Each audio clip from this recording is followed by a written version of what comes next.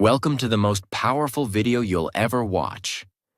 Not because it has fancy words or magic tricks, but because this video is about you and the battle inside your own mind.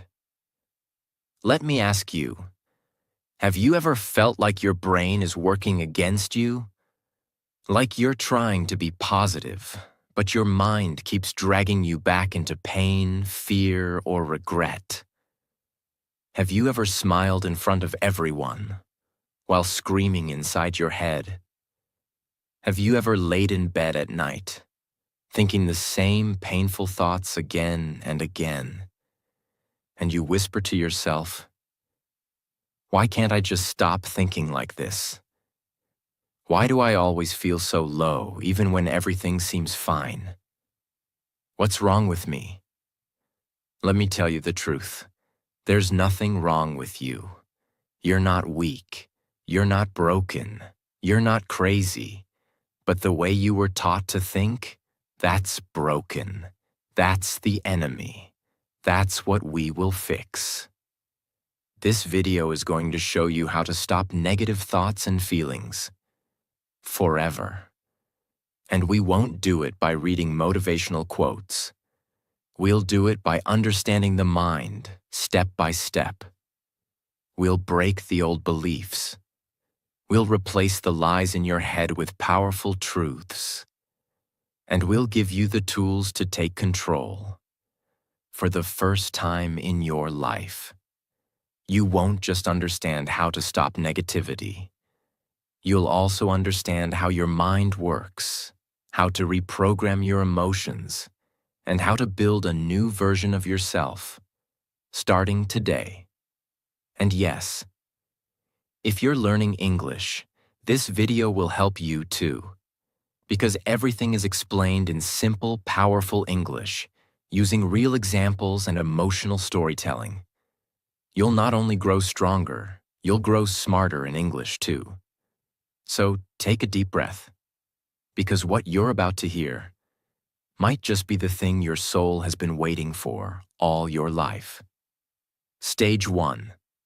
Understand where negative thoughts come from. Most people try to fight their negative thoughts. They say things like, "I just need to stop thinking. I should be stronger. I should be happy." But they're fighting the wrong battle. You see, negative thoughts are not random. They don't come from the outside world. They come from inside you, from a place called the subconscious mind. And here's the shocking truth. 95% of your thoughts, feelings, and behaviors are controlled by your subconscious mind. That means you are only truly conscious for 5% of your day. Let me explain. What is the subconscious mind? Your subconscious is like a recording machine. From the moment you were a child, it recorded everything. The way your parents talked to you, the way your teacher reacted when you made a mistake, the way people treated you when you failed, the fear in your mother's eyes when there was no money, the pain of being laughed at, ignored, or rejected. All of it was recorded, silently, without permission. And now, when you grow up, those recordings become your thoughts. So when you say, "I'm not good enough. I always mess things up. I'll never be successful. Nobody really loves me," that's not really you speaking. That's your subconscious replaying old memories. Example. Let me tell you about Daniel. He's 26, smart, kind, funny.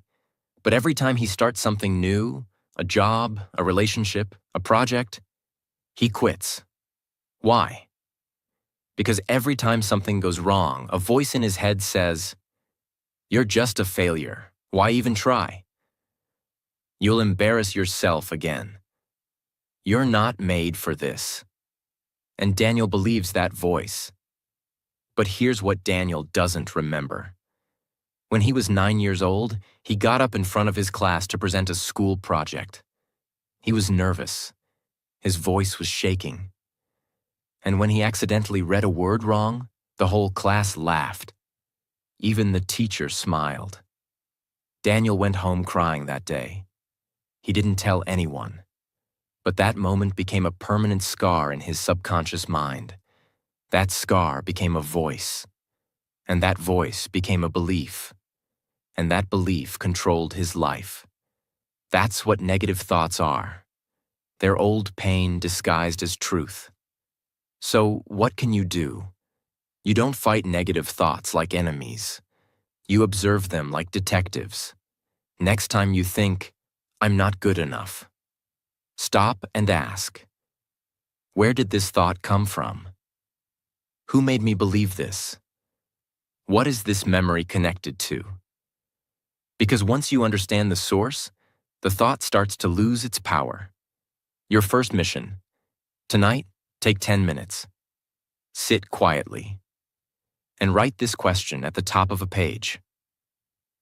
What are the 3 negative thoughts I think the most? And for each one, ask, where did this come from? Who taught me this? You'll be shocked at what you discover. You'll realize that most of your negative thinking didn't come from you. It came from someone else. And it's been living inside you rent-free. But not anymore. Because the moment you see the lie, you stop living inside it. You cannot fix your mind unless you understand it. You cannot silence your thoughts unless you trace their roots. And once you know that 95% of your thinking is just programming, you finally understand that you are not your thoughts. You are the one who can rewrite them. Stage 2. The invisible loops that trap you. You've heard people say, "I'm trying to be positive. I'm journaling. I'm doing affirmations." But still, they feel low. They feel like they're stuck in the same place no matter how hard they try. Same emotions, same pain, same anxiety. And they ask, why do I feel like I keep going in circles? Because they are. Welcome to the loop, the invisible mental trap that's been running your life behind the scenes. What is a mental loop? A mental loop is a pattern of thinking that feeds itself. It's like a song stuck in your head. No matter what you do, it comes back. You try to ignore it. It gets louder. You try to fight it. It fights harder. Let's understand the loop. Trigger. Something small happens. You get ignored. You make a mistake. You see someone else doing better. It triggers a familiar emotion: insecurity, fear, guilt. Thought. Your mind pulls up an old belief. I'm not good enough. They don't care about me. I always mess things up. Emotion. You feel pain, again. You feel shame. You feel anger. You feel fear. Reaction. You do something negative. You isolate. You overthink.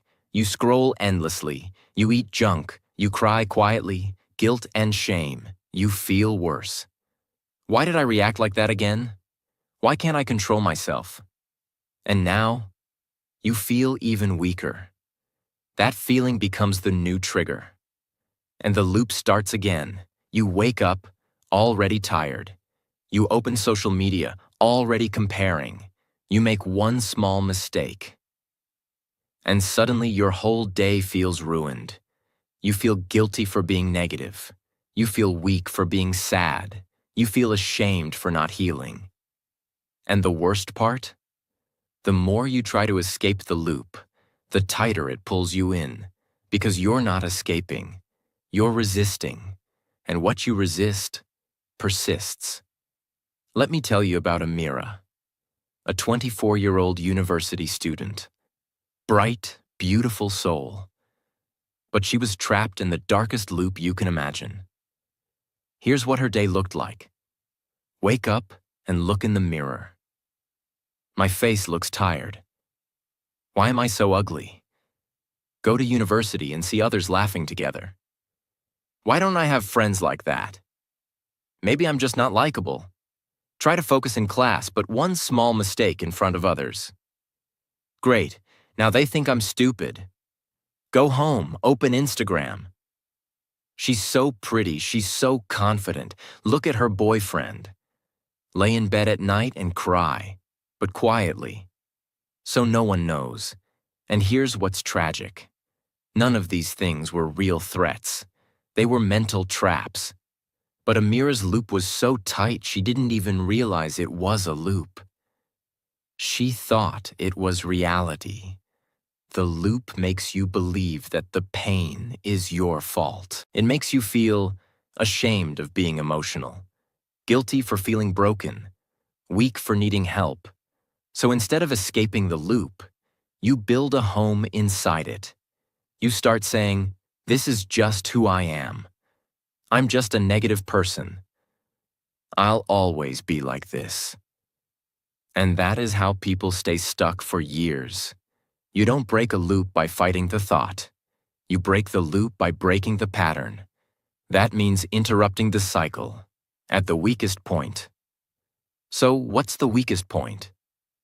The reaction. Let me explain. You can't always control the trigger. You can't always stop the thought. You can't immediately change the emotion. But you can always choose your reaction. Let's go back to Amira. She kept reacting to her thoughts with tears and scrolling. One day she learned something simple from a therapist. When the thought comes, don't respond, don't feed it. Just say, interesting thought, and walk away. So the next morning, when she looked in the mirror and the voice said, "You look terrible," she didn't cry, she didn't argue, she didn't say anything. She smiled, a fake one at first, and whispered, interesting thought. She made a cup of tea. She played one happy song. She wore earrings. She went to class and made eye contact with someone. She said, "Hi." That day, the loop broke. Not fully, not forever, but for that moment, she won. And one moment of winning creates another. Tonight, write this down. What is one loop I live inside every day? What's the trigger? What's the thought? What's the emotion? What's the reaction? Then write one thing you'll do differently next time the trigger comes. Something small, something kind, something real. It can be this simple. Instead of hiding, I'll talk to one person. Instead of scrolling, I'll walk outside. Instead of saying I'm a failure, I'll say I'm learning. Because even a tiny interruption breaks the machine. You're not weak. You're not lazy. You're not doomed. You're just trapped in a pattern, a loop you didn't even realize existed. But now, you know. And knowing is power. Because when you can see the loop, you can step out of it. Stage 3. Stop feeding the enemy inside. Most people are trying to stop negative thoughts, while at the same time, they're feeding the very things that create them. It's like drinking poison every morning and wondering why you feel sick all day. Let me say this clearly. You cannot heal your mind if you keep feeding it junk. You cannot stop negativity if your lifestyle is designed to create it. This is the stage where we clean the soil, because no seed of happiness can grow in polluted ground. Let's break it down. Imagine your mind is a beautiful open garden. Whatever you plant there grows. Whatever you water becomes stronger. Whatever you allow in becomes part of your reality. So now ask yourself, what are you planting every morning? What are you watering with your thoughts and attention? What kind of mental garbage are you leaving in your garden? If all you feed your mind is fear-based news, toxic social media, fake perfection, drama videos, gossip reels, sad love songs, dark, depressive thoughts, then what do you expect your mind to produce? Joy, peace, motivation? Impossible. You're asking your mind to grow flowers in toxic soil. Let me show you a metaphor that will hit you hard. Imagine there's a room with a giant black mirror on the wall. And every morning you go into this room and stand in front of that mirror. But here's the catch. This mirror doesn't show your real face. It shows your biggest insecurity. It magnifies your worst fear. It whispers your deepest pain. You still look into it. Every morning, every night. You let that mirror define how you feel. And you never question it. That mirror is your phone. That mirror is the reel that says, you're not successful. The photo that says, you're not pretty enough. The video that says, you're behind in life. The comment section that says, you'll never make it. And the worst part? You chose to look into it. You chose to keep that mirror in your pocket, next to your pillow, inside your life. And you wonder why your mind feels broken. It's because you've been feeding the enemy inside. With your time, your energy, your attention. The three main ways people feed negativity without realizing. 1. Information overload, digital poison. You scroll for 2 hours and remember nothing. But your brain remembers everything. Even if you say, I'm just watching for fun. I don't take it seriously. Your subconscious is recording, her face is perfect, mine isn't. He's successful, I'm behind. That couple looks happy, I'm lonely. That guy bought a new car, I'm broke. You don't feel it instantly. But after 10 days of this, you feel tired, insecure, empty. Not because of your life, but because of what you consumed.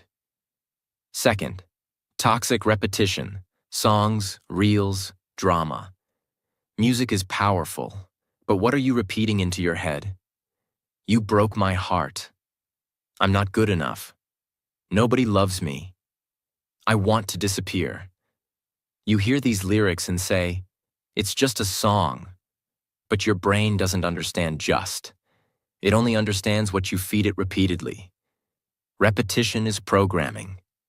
And most people are programming themselves to be depressed. On autoplay. 3. Mental diet, what you talk about daily. Your conversations shape your emotions. If every day you talk about what you hate, who betrayed you, why life is unfair, how everything's going wrong, then what are you feeding your brain? Negativity becomes your default language. Let me tell you a different kind of story. There was a glass of clear, pure water sitting on a table. It was peaceful, it was clean, it was balanced. One day, someone came and dropped 1 drop of black ink in it. The water changed a little, but still looked okay. Next day, another drop, then another, and another. Slowly, the water became darker.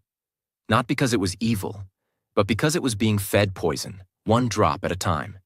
This is your mind. Your mind is that glass of water. And the ink is the content you consume, the words you repeat, the people you surround yourself with, the notifications you wake up to, the videos you binge before sleeping. You didn't become negative overnight. You were being dripped with darkness, silently. How to stop feeding the enemy. Here's what to do starting today. Clean your feed like your fridge. You wouldn't eat rotten food. So why watch rotten content? Unfollow pages that make you feel less than. Mute people who only post fake perfection. Delete apps if needed. Your peace is more important than staying updated. Replace, don't resist. Don't just stop watching bad content. Replace it with something that builds you. Watch real growth stories. Listen to calming or healing audio. Read 1 page of a growth book. Listen to people who speak truth, not just noise. Morning and night detox. The first 30 minutes after waking and the last 30 minutes before sleep are when your mind is most programmable. Use that time wisely. Don't scroll. Don't open reels. Don't start your day with comparison or chaos. Instead, breathe. Write 3 things you're thankful for. Speak 1 powerful sentence to yourself. Today, I protect my mind. Your mission. Today, write this question. What 3 things am I feeding my mind that are hurting me? Be honest. Then ask, what will I feed my mind instead, starting now? Small changes, big transformation. Your mind is not broken. It's just been badly fed. You are not the darkness. You are the light that's been buried under years of mental noise. So stop feeding the enemy inside and start feeding your inner peace, inner strength, inner voice. Because your thoughts are seeds, and what you plant today will grow tomorrow. Stage 4. Clean your mental room daily.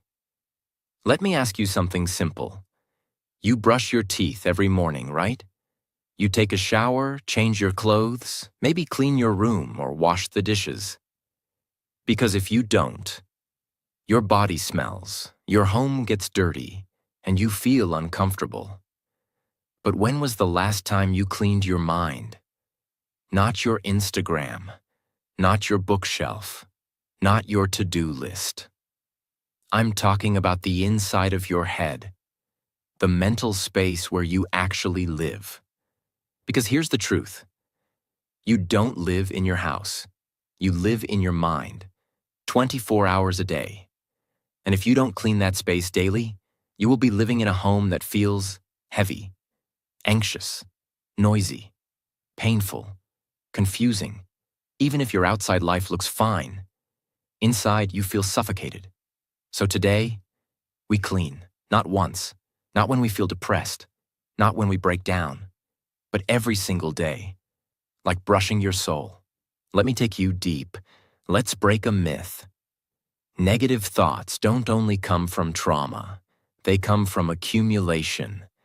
Just like dust settles on your furniture even if you don't open windows, mental dust collects in your mind from life itself. A stressful conversation, a decision you're avoiding, a deadline you're afraid of, a future event you're overthinking, a compliment you didn't believe, a comment that felt wrong but you ignored it, a fear that entered your heart quietly, a judgment you made about yourself this morning. You didn't choose this, but it landed, and now it's in your space. So if you don't clean it, it piles up. Here's what happens when people don't clean their mental space. Stress builds up in layers, but you ignore it. You feel more irritated than usual. Little things make you angry. You become emotionally sensitive. One sentence can break you. You feel tired without reason, because your mind is overloaded. You stop enjoying things, because your joy has no space to live. You start avoiding life, because everything feels like too much. And slowly, without realizing, you stop being you. You stop laughing loudly. You stop dancing freely. You stop speaking confidently. You stop trusting your ideas. You stop dreaming. Not because you're weak, not because you're lazy, but because your mental room is full of unprocessed emotion. Imagine a small room with 100 open cardboard boxes. Each box contains something from your mind. One has a painful memory. One has your unfinished goals. One has your financial stress. One has a conversation you're avoiding. One has your fear of rejection. One has a thought you had at 3 a.m. One has your guilt. One has your secret self-doubt. Now imagine trying to sit and relax in that room. You can't. There's no space to breathe. This is what your mind becomes when you never pause to clean it. Here are 6 powerful, fresh, non-repetitive daily practices to clean your mental room. They require no app, no therapist, no external help. Only you, your intention, and your inner awareness. 1. The thought shelf method. Mentally put thoughts aside. When your mind is overwhelmed, you don't need to solve every problem immediately. You just need to make space. So imagine your mind as a shelf. And when a thought keeps repeating, you gently say, "This doesn't need to be solved right now. I'll place it on the shelf. It'll wait." You're not ignoring the thought. You're giving it a home so it doesn't float around. This stops your mind from replaying the same thoughts over and over like a broken CD. 2. Temperature check, emotional awareness reset. Once a day, maybe at 4 p.m., pause and ask yourself, what am I feeling right now? Where do I feel it in my body? Why might I be feeling this? Even if the answer is, I don't know, you're still becoming aware. And awareness cleans confusion. Do this every day, like checking the weather before leaving home. You'll be shocked how much you've been holding in silence. 3. The one-word dump. You don't always need to write long journals. Sometimes just one word is enough. Try this. Before sleeping, write one word that describes your emotion today. Heavy, rushed, lonely, hopeful, frustrated. Doing this helps you identify your emotional clutter, because once you can name it, you can clean it. 4. 3-minute mental walkthrough. This is one of the most powerful cleansing tools. Almost no one uses it. Every evening, close your eyes and mentally walk through your entire day. See yourself waking up. Walking to the bathroom. What were you thinking? What emotions did you feel during breakfast? Did someone say something that stuck in your mind? Where did your mood shift? This is not about overthinking. It's about noticing. Because when you notice, you release. When you name it, you drain it. Even 3 minutes of this can unload more emotional weight than hours of advice. 5. Speak to yourself like you're a child. Before bed, sit quietly and say one kind thing to yourself, as if you were speaking to a small, scared child. Say, "You did your best today. It's okay to feel tired. I'm proud of you for not giving up. You made it through. That's enough. You are safe now." Do this daily, and you will start healing your self-image. Because the most dangerous dirt in your mind is not fear, it's self-hatred. 6th micro-forgiveness exercise. Each day, choose one small thing to forgive. Someone who interrupted you. A past version of yourself. A mistake that still haunts you. A friend who didn't message back. A moment where you felt ignored. Say quietly, "I release you. I'm done carrying this. My peace matters more." You don't need an apology. You don't need closure. You just need to put it down and walk lighter. Pick any 3 of these practices and do them tonight before bed. Make it a ritual, like brushing your mind. Because when your mental room is clean, you sleep deeper, you speak softer, you focus sharper, you feel freer, you dream bigger. You're no longer controlled by chaos. You're in control of your space. You are not too sensitive. You are not overreacting. You are not broken. You are simply overcrowded. And when something is too full, even a feather can break it. So make cleaning your mind a daily ritual. Not when you collapse. Not when you cry. Not when life forces you. Do it before it's too late. Do it because you deserve clarity. Do it because peace is not a gift. It's a habit. Stage 5. Replace, don't fight. Let me start with this truth. You will never win a war by screaming at your enemy, and you will never win peace by screaming at your thoughts. And yet, That's what most people are doing. They say, I just want to stop thinking negatively. How do I shut off these thoughts? I'm tired of this voice in my head. So, what do? They fight. They try to block the thought. They say, stop thinking this. Why am I like this? I shouldn't feel this way. But the more they fight, the stronger the thought becomes. Why? Because you can't fight a thought with force. You can only win by replacing it. Let me explain everything in the deepest way possible. Why fighting negative thoughts never works. The moment you say, I don't want to think about this thought, your brain focuses more on that thought, because the brain doesn't hear don't. It only hears the subject. If I say, don't think about a pink elephant, you'll instantly imagine it. If you say, don't feel anxious, your mind starts scanning for all the reasons you're anxious. So when you try to fight a thought with more thought, you create a mental storm. Every time you argue with a negative thought, you're giving it energy. You're saying, this thought matters, it deserves attention, it has power. And it grows. So what's the solution? Don't fight the thought. Replace it, redirect it, rewire it. Like changing the radio station, like turning the page, like choosing a different road. Let's explore how. Imagine there's a radio in your room, and it's playing a horrible, depressing song.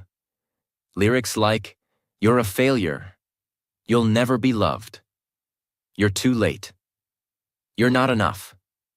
The volume is loud, it's hurting your ears, it's affecting your mood. What do? Do you scream at the radio? Do you beg it to stop? Do you cry in front of it? No, that would be pointless. You either change the station, lower the volume, turn it off, play your own music louder. This is how replacement works. You don't beg your brain to stop, you give it a new direction. Thoughts are like habits, and the best way to break a habit is to replace it with another one. Here's the secret. You can't erase a thought. You can only overwrite it. Your brain works like a chalkboard. If you write something painful on it, the only way to remove it is by writing over it with something better. Negative thought replacing thought. I always mess things up. I learn faster because I've failed before. No one cares about me. Someone loves me even if I forget. I'll never be successful. I haven't reached it yet, but I will. I'm too sensitive. I feel deeply, and that's a strength. What if I fail? What if I succeed? You're not lying to yourself. You're redirecting the spotlight. And when you repeat the replacement often enough, it becomes the default voice in your head. Imagine a large white wall, perfectly painted, but right in the center there's a small black hole. Most people walk past the wall and never notice it. But one person stops and stares. They can't stop looking at the hole. They ignore the beauty of the wall. They start thinking, why is there a hole? Will it get bigger? Did I do something to cause it? I hate this hole. Soon that small black hole becomes their entire world. But the hole never changed. Their focus did. This is how negative thoughts work. They're tiny holes in a wall of beauty. But if you focus on them long enough, they become your entire reality. You don't need to fix the hole. You need to step back and see the whole wall. That's what replacing thoughts does. It pulls you away from the hole and shows you the bigger picture again. These methods are not affirmations. They are replacement tools backed by real brain science and habit rewiring. The reversal technique. Flip the fear. When a scary or painful thought comes, ask, What's the opposite truth that could also be real? Example, I'll probably fail this interview. I might surprise myself and do better than I expect. You're not lying. You're giving your brain a new option to consider. That creates hope, and hope reduces fear. The so what method. Cut the drama. Many negative thoughts are dramatic. What if I say something wrong? What if I lose this chance? Instead of feeding the panic, say, so what if I do? Would I still be alive? Could I still grow? Would I still matter? This reduces the emotional weight and makes space for logic. The upgrade method, version 2.0 thinking. When a negative thought appears, imagine you're updating your brain's software. You're not deleting anything, just installing a better version. Original, I can't do this. Update, I'm figuring it out. Original, I'm not ready. Update, I'm becoming more ready every day. This makes your brain feel safe while moving forward. Write down the 3 most common negative thoughts you've had this week. Then write down one powerful replacement for each one.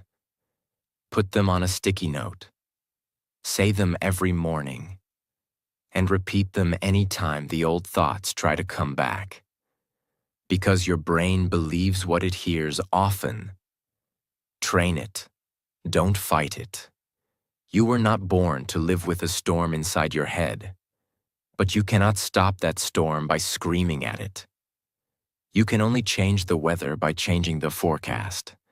That means replacing fear with possibility, replacing shame with growth, replacing doubt with progress. Because your mind is not broken. It's just been playing the same tape for too long.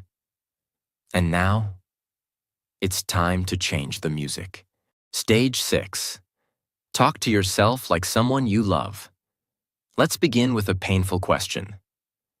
If someone else talked to you the way you talk to yourself, would you still be friends with them? Think about it. What kind of words do you say to yourself when you fail, you make a mistake, you forget something, you feel tired, you cry, you get rejected? You don't say, "It's okay, you're human, you'll try again." No, you say, "You're so stupid. Why do you always mess things up? Nobody cares. You're such a burden. I hate myself sometimes. I'll never get it right." And the tragedy is, if someone else said that to you, even once, you'd probably walk away. But you say it to yourself every day, and you can't walk away from your own mind. So what happens? You live inside a house where you're constantly verbally abused by your own voice. Most people have an inner critic, but for some, it becomes an inner bully. That voice does not guide. It attacks. It says, "You're always behind. You're not as good as them. You're weak. You're ugly. You're lazy. You deserve to be alone." Now imagine this scenario. A 7-year-old child comes to you. They say, "I made a mistake today. I feel bad about myself. I think I'm not good enough." Would you scream at them? Would you say, "You're an idiot. You'll never be anything. Nobody likes you"? Of course not. You would hug them. You would look into their eyes and say, "It's okay. We all make mistakes. You are still worthy. Let's try again tomorrow." So why don't you talk to yourself that way? Because somewhere along the way, you learn to treat yourself with cruelty instead of compassion. And that must change. Today. Imagine your mind is a garden, and your self-talk is the gardener. Every word you say to yourself is either planting a flower, pouring water, or cutting the roots. If the gardener keeps saying, "This plant is useless. It's never going to grow. I hate this plant. Why are you so slow?" then even the most beautiful flower will wither. But if the gardener says, "You're growing slowly, but you're growing," it's okay if today was tough. You don't have to bloom every day. I believe in you. Then even the weakest plant finds the courage to stand tall again. Your self-talk is the water, the sunlight, the air of your inner world. And how you speak to yourself decides whether you wither or rise. Let's be clear. Negative self-talk is not harmless. It creates real damage. It damages your confidence. It kills motivation. It creates shame. It breaks trust in yourself. It increases anxiety. It ruins relationships. It feeds depression. It makes you believe that you are the problem. And when you start to believe that you are broken, you stop trying to heal. You stop reaching for help. You stop believing in better. Not because better doesn't exist, but because your inner voice has convinced you that you don't deserve it. What if every time you made a mistake, instead of saying, "I'm so stupid," you said, "I made a mistake and I'm learning"? What if when you were tired, instead of saying, "I'm lazy," you said, "I've done so much. I need rest, not guilt"? What if when you felt jealous, instead of saying, "I'm such a bad person for feeling this," you said, "I'm human. I feel things. That's okay"? This is not about lying to yourself. It's about speaking to yourself with the same kindness you give to everyone else. How to start talking to yourself with love. 5 life-changing practices. 1. Give your inner voice a name, seriously. Name it. Why? Because when you say, "I think I'm a failure," you're giving your inner critic 100% credibility. But if you name it Negative Nancy or Doubt Dan, you separate your identity from the voice. You say, "Oh, that's just Nancy again. She always shows up when I try something new." It sounds silly, but it gives you power and perspective.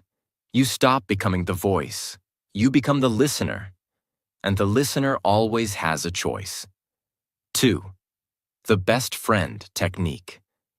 When you feel down, ask yourself, if my best friend was feeling this way, what would I say to them? Then say that to yourself, out loud. You'll be shocked how loving your voice becomes when it's not directed at you. 3. The mirror moment. Stand in front of a mirror for 2 minutes every morning. Look into your own eyes, not to judge your skin or hair, but to say 3 things. I'm trying. I'm still here. I forgive you. Do this every day, not for motivation, but for healing. Because your own reflection has been waiting years to hear those words from you. 4. Rewrite the sentence. Take any cruel sentence you say often and rewrite it. For example, cruel thought, loving rewrite. You're a burden. Your feelings matter too. You're so dramatic. You're allowed to feel deeply. You're always messing up. You're learning like everyone else. Nobody wants you. You're still learning how to love and be loved. You're weak. You're carrying so much and still going. Print it, post it, say it. Your inner child is still listening. 5. Forgive yourself daily. Yes, daily. Not once a year. Not once when you make a big mistake. Every single day, before you sleep, whatever I did wrong today, I forgive myself. Whatever I said, forgot, overreacted to, I'm still learning. I will not carry this shame into tomorrow. Because guilt does not make you grow. Grace does. Sit alone. Quiet. Just you. Put your hand on your heart and say this softly. I'm sorry I've been so cruel to you. You didn't deserve that voice. From today, I will talk to you like someone I love. Let the tears fall if they come. You're not weak. You're reconnecting. You don't need to be perfect. You don't need to be fearless. You don't need to have it all together. But you need to start being kind to yourself. Because the world is already full of people ready to judge you, criticize you, and misunderstand you. Don't join them. Be the one voice in your life that says, you are still worthy, even now, especially now. Stage 7. Cut off the hidden triggers. Triggers aren't always loud. They're not always dramatic. They don't always knock and say, hey, I'm here to ruin your peace. Sometimes they're soft. Sometimes they feel like comfort, but they pull you back into the old version of you, the version who was scared, the version who doubted, the version who lived in fear. Imagine you live in a room with a very soft ticking clock. Tick, tick, tick. You get used to the sound. You don't notice it anymore. But the ticking is always there. It's just background noise. Now one day you finally remove that clock. You sit in silence. And for the first time you realize, oh my God, I've been living with that noise for years. This is exactly what emotional triggers are like. You don't notice them anymore, but they're there, ticking in the background of your life. A certain person's presence, a toxic group chat, a smell, a routine, a ringtone, a hairstyle, a habit, a place, a social obligation, a monthly reminder, even your bedroom setup. You wonder why you feel anxious. But you're still sleeping next to a memory of the worst version of you. You're still keeping open the door that trauma used to walk through. This is where people make the biggest mistake. They think, I shouldn't have to cut people off. That's harsh. I should be stronger than this. It's not fair to avoid everything that makes me uncomfortable. But listen closely. Healing is not about proving how strong you are. Healing is about protecting your energy so you don't keep bleeding internally. If a wound is fresh, you don't go running through a dusty field. You bandage it. You give it time. You avoid what could infect it. What you might need to cut off. The nice but draining friend. They don't insult you. They don't attack you. But every time you talk, you leave feeling smaller. They subtly compete. They dismiss your emotions. They always bring up your past. Let them go. The unspoken expectations.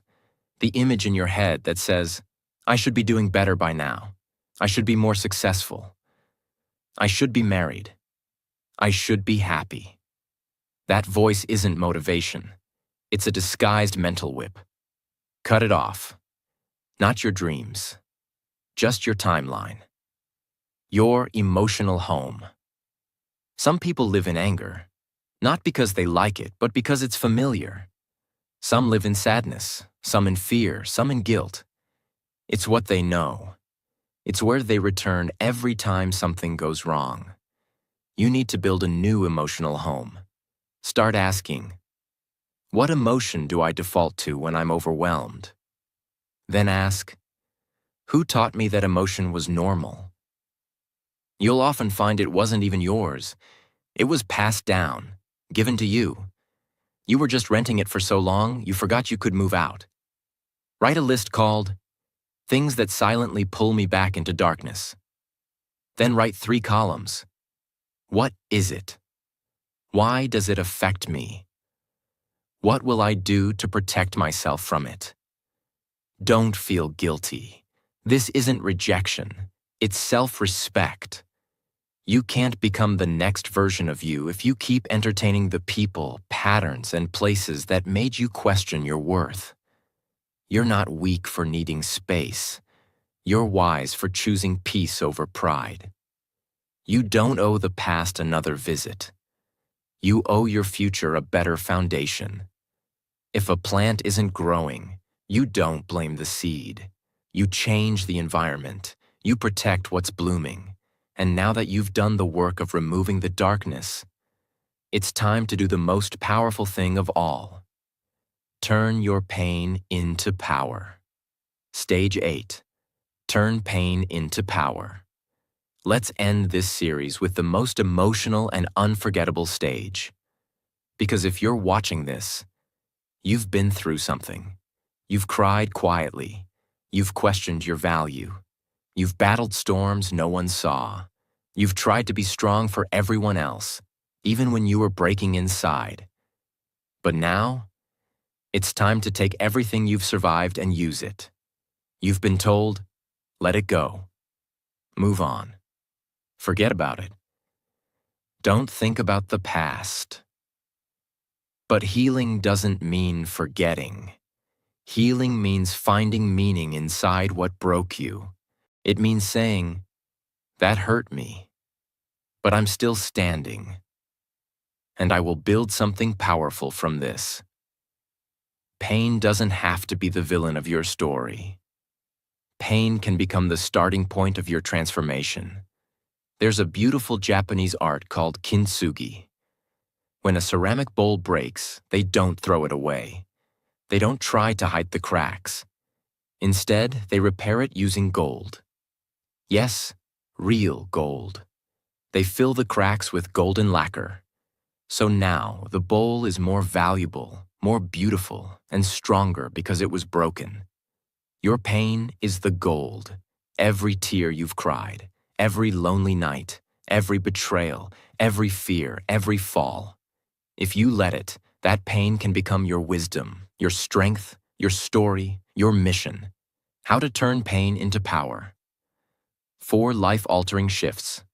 1. Don't ask, why me? Ask what now? You may never get the full answer to why life hurt you the way it did, but you always have the choice to ask, now that I've been through this, who do I want to become? Pain becomes power when you stop looking for revenge and start looking for rebirth. 2. Transform the emotion into expression. Every emotion is energy, and energy can't be destroyed, but it can be redirected. Turn anxiety into art, loneliness into leadership, anger into boundaries, sadness into storytelling, fear into fuel. The world doesn't need more perfect people. The world needs people who say, here's my scar, and here's what I did with it. 3. Use your pain to help one other person. If you feel stuck, lost, confused, go help one person who's feeling what you once felt. You don't need a degree. You don't need a platform. You don't need a solution. You just need to say, I've been there too, and I see you. That moment of connection, that's healing, for you and for them. Pain multiplies in silence, but it dissolves in shared humanity. 4. Build your identity around your survival, not your suffering. Stop saying, I was broken. Start saying, I'm rebuilding. Don't say, they ruined me. Say, I rebuilt myself. Because if pain is a fire, you are the gold that survived the flame. You didn't come this far to just feel better. You came this far to transform. This is not just a video about how to stop negative thoughts. This is a reintroduction to your power. Everything you've been through has been shaping you, not to destroy you, but to prepare you. So here's your final message. You are not your pain. You are not your past. You are not your thoughts. You are the power that rises in the middle of all three and chooses to become something greater.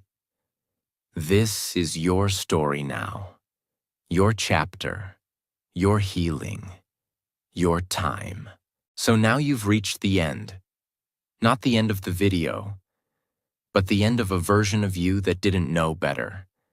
The version of you that thought, maybe I'll never heal. Maybe I'll never be free. Maybe this is just who I am. But now you know something different.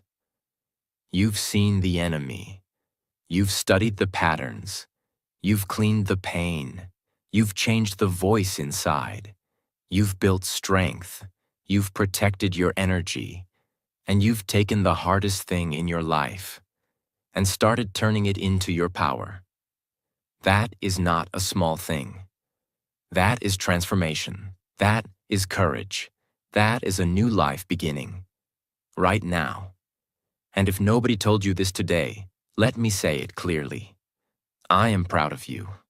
Not because you're perfect, but because you showed up, broken, scared, tired, unsure, and still tried, still listened, still stayed till the end. That means you're ready. Your thoughts do not control you. You control what thoughts are allowed to stay. You control your healing. You control your pace. You control your story. And if you keep showing up like you did today, your life will never be the same again. Because small steps, repeated with love and honesty, become powerful lives. You are already on the way. If this video touched your heart, if it made you feel seen, understood, stronger, then I invite you to do one simple thing. Subscribe, so you can keep learning, keep growing, and keep healing. Because this channel is not just about videos, it's about transformation.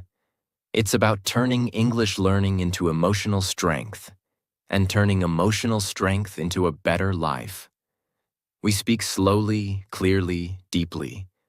So even if you're still learning English, you'll never feel lost here. Here, you'll be understood. So subscribe, turn on the bell, and join this journey.